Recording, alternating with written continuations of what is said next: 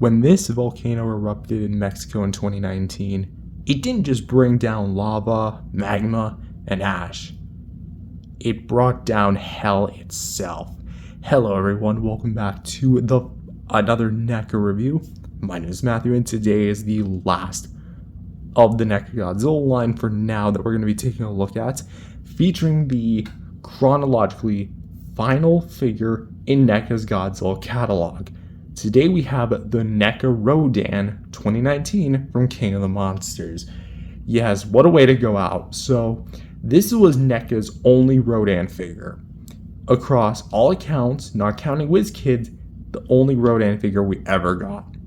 Now, admittedly, that is kind of a sad fact because I kind of would have liked maybe them to do some of the more classic iterations of the Fire Demon. But at the same time, I can understand, like, from a timing perspective, because from the movie's release and to the license expiring, they only had, like, what, a year? And this was one of the, this release did come a little bit later towards the year, I think around September? October? I think that's when I got this guy. Anyway, so yeah, this is going to be the final NECA Godzilla review for now. So with that said, let's jump right on in to Rodan himself.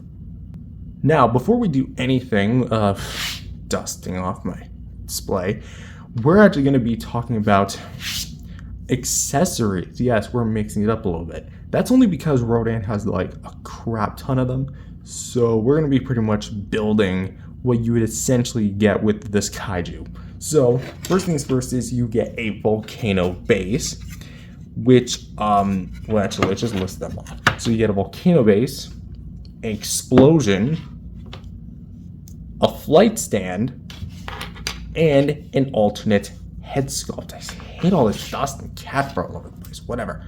Let's talk about it. So first up is going to be the volcano base. It is going to be the very tip of the his facility in the film, and we do have a ton of rocky texture here for the sides, with kind of like black plastic, and of course the gray kind of like highlights as well as the brown dry brushing. Looks pretty damn sweet.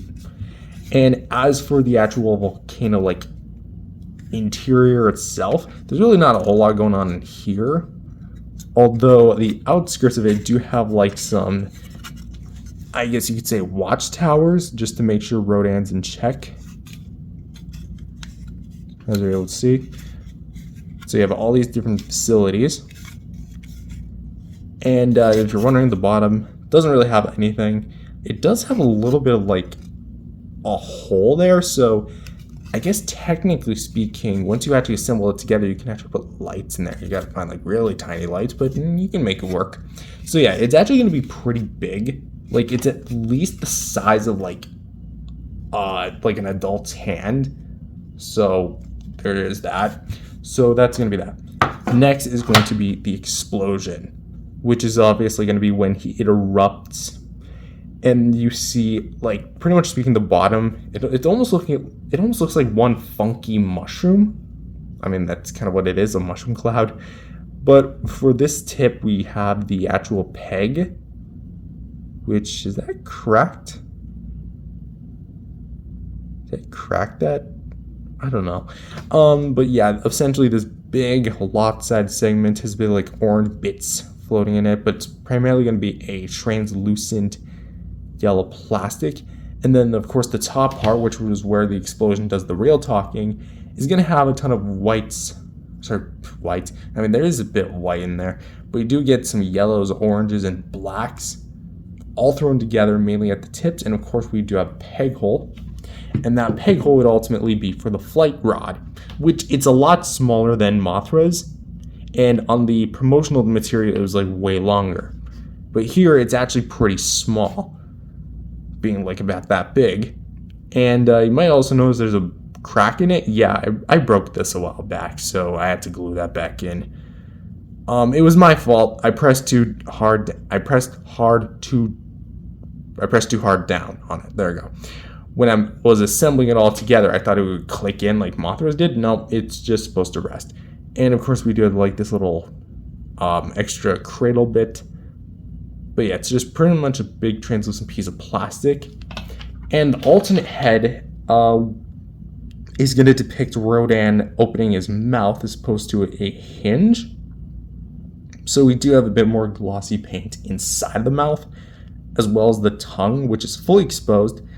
Of course, we have the large beak and the little appendages resembling teeth, which I don't think they are teeth on like an actual real bird. Because I actually did watch a video about Rio, believe it or not, and they mentioned something about it being teeth, but not really teeth. And of course, inside is the actual color of the plastic used. So essentially, this is all painted, just like a darker color, so the actual like interior plastic kind of peers through and almost looks like lava. And for the eyes, they're actually done pretty all right. My left eye's a bit kind of fudged, but the right eye is actually pretty done all right. And yeah, that's pretty much all I have to say about the head. So let's assemble it together. So realistically, you're just going to really need these 3 pieces. So first things first is you're going to want to see this peg. It is specifically lined up to be like half a circle. And you're going to look at this peg right here. See that flat side? Aim that flat side with this flat side. Just kind of aim it correctly here. It's actually harder than it looks because you really have no sense of direction, but once it's in, you kind of have it like this. I do have a personal problem with this because of the way that it's sculpted. It actually tends to bump up against this one, and as time went on, you can actually start to see a crack starting to form. Yeah, I did not really do that on my own intent. That was just me simply trying to follow the instructions of actually trying to assemble this thing. But alas, this is my version of the figure, and this is the one I'm stuck with. There you go. So let's peg that back in. So it does kind of stay in. It stays in there pretty decently, but it doesn't feel like 100% secure in there. So next you're going to want to take this flight rod, and you're going to want to gently kind of like shimmy it in there. It's not going to like snap in, but I do have mine at a bit of an angle. And you're going to want to take the Rodan figure, and you're going to want to sit it right about here, and make sure the back part is pointing towards the back, right in between his legs, and boom, you have your Rodan flying. Now, admittedly, this is pretty cool, like a pretty good setup in concept. In actual practice, though, I do have a few problems with it. One, the cradle itself doesn't really support Rodan. Essentially, it's a big balancing act. With Mothra, I somehow feel a bit more structurally sound with that thing, even though I feel like I'm going to break it at every touch. This rod for Rodan, however, it doesn't really do it for me. I feel like if it were to clip over Rodan, because here's how I would have done it. Right here is like where the articulation cuts, and you could have had maybe like a clip go in between it and then have like another piece clip on the top, and then you'd have a more structurally secure Rodan. That, and also this thing can easily be pulled out, like a little too easily. Like for Mothra, I had like a bit of finesse. This Rodan, not that much. So admittedly, again, it looks cool, but I don't know. There could have been some improvement done with this thing. And as for the alternate head, the base Rodan head is going to be closed, but we're going to take a look at that and sculpt it in paint. We're going to want to take the head like this, shaking my camera, and you're just going to want to pry it off like that, hurting my finger in the instance. And you're going to just simply align it with the peg. And there you go. Rodan has a new head to throw around. So, as far as accessories go, Rodan actually has quite a bit of it. The head I really have no complaints with. Maybe they could put a hinge in there, especially if they were able to do that with the Pteranodon that came with the Skull Island set for Kong.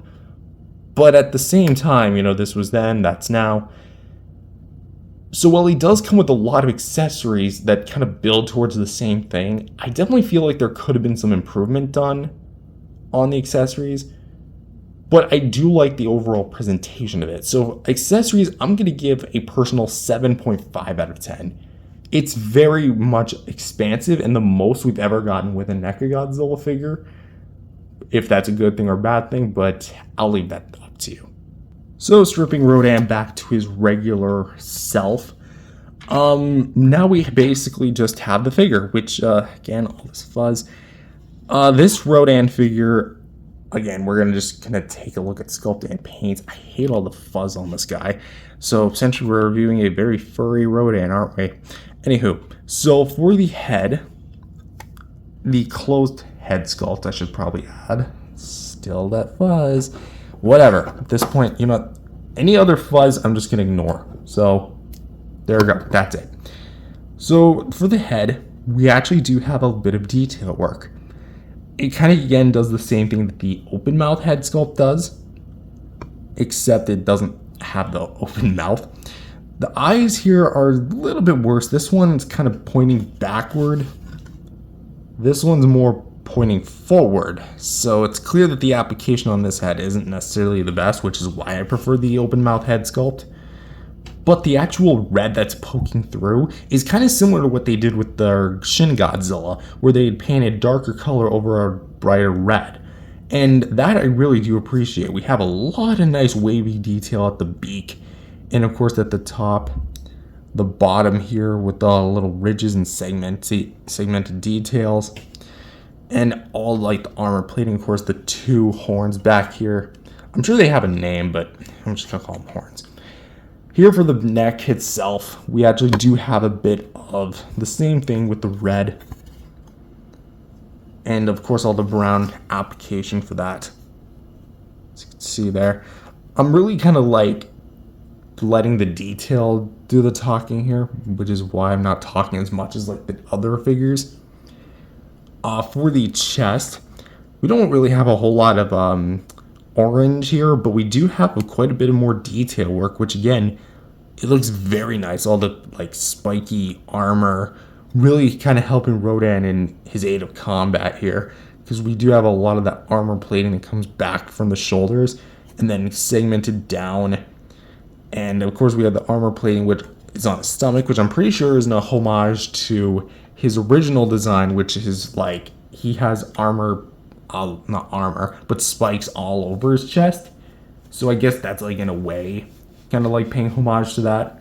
For the legs, they're going to be rather simplistic. They actually do look pretty nice with the talons like really close together.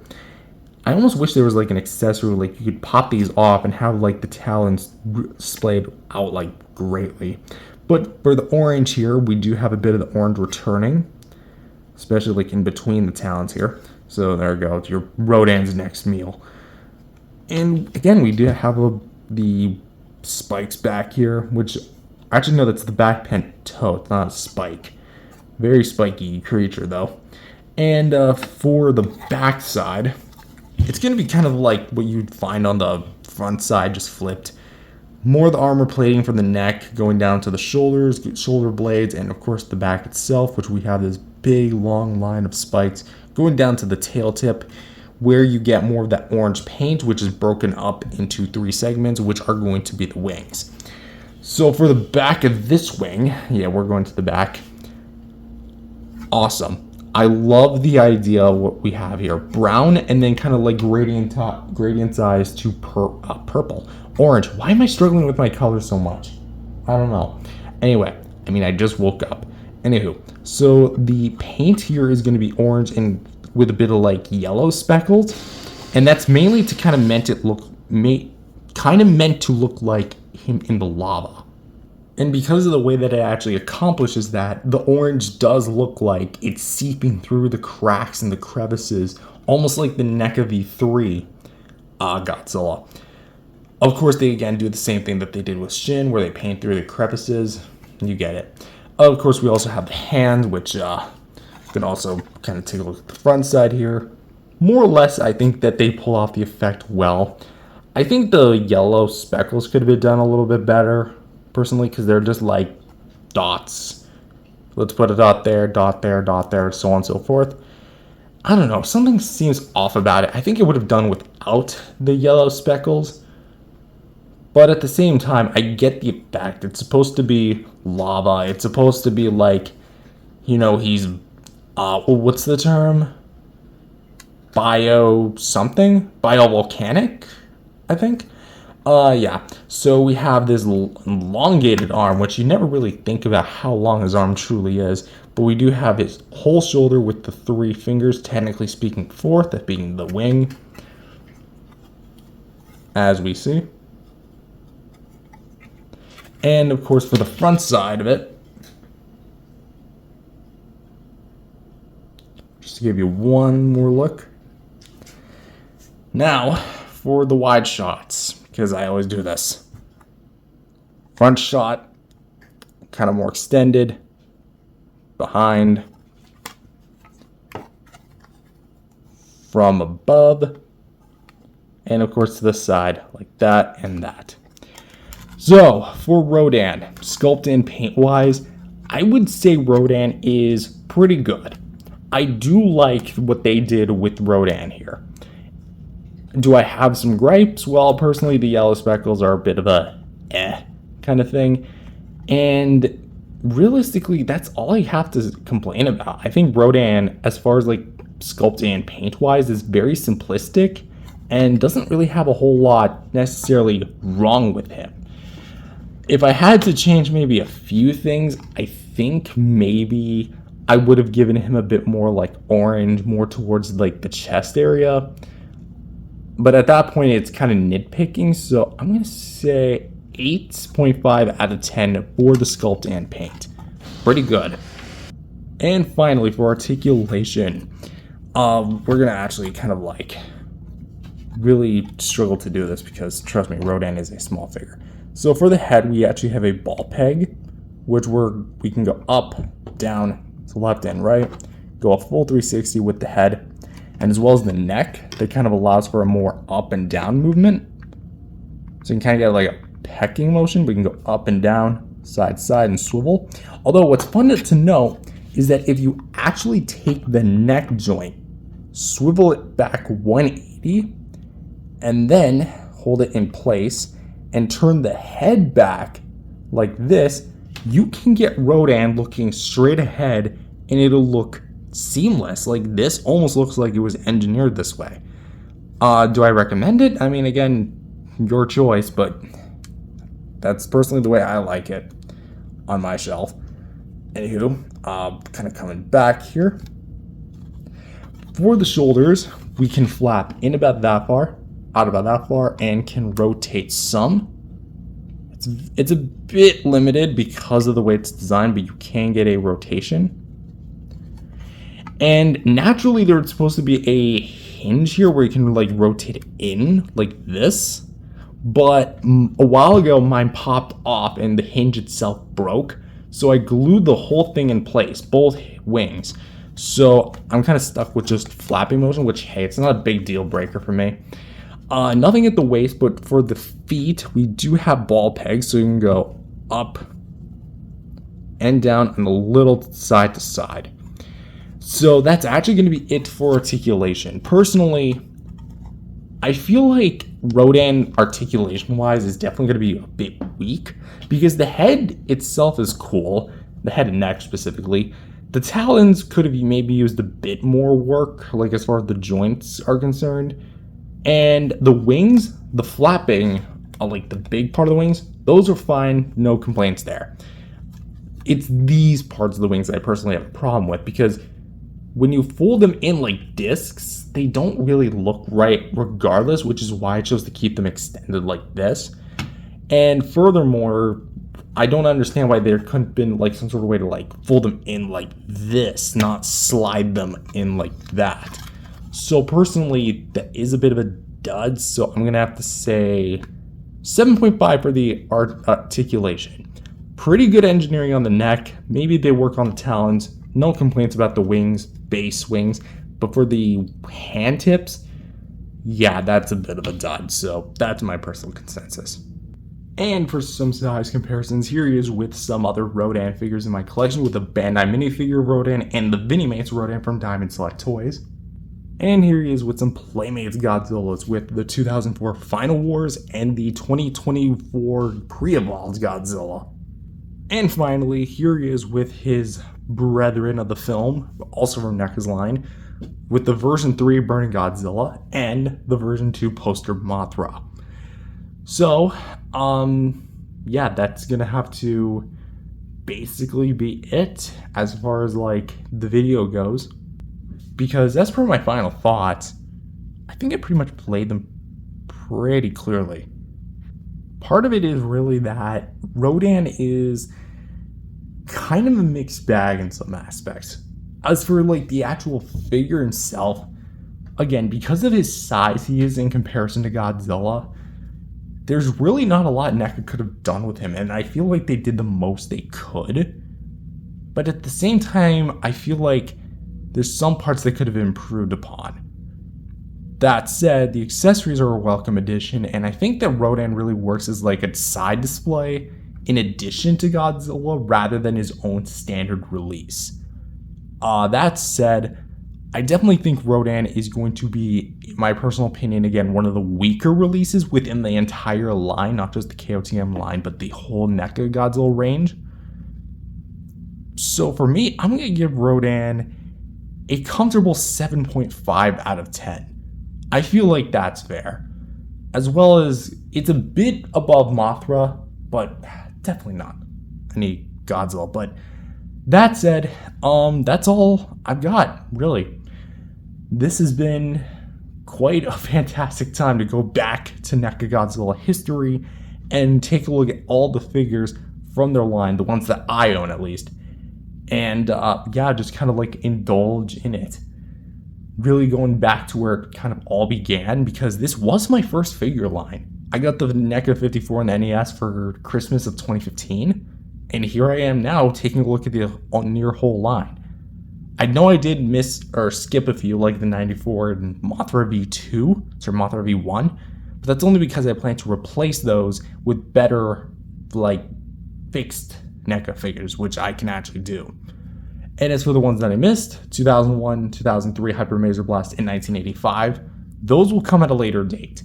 I'm definitely planning to buy those sometime during the before the end of this year, because I just want to end my NECA Godzilla collection and actually have the whole line, because I think it's about time, you know. I'm very slow when it comes to collecting things, but don't blame me. But then again, I want to thank you guys for watching this video, as well as the line of NECA Godzilla revisits.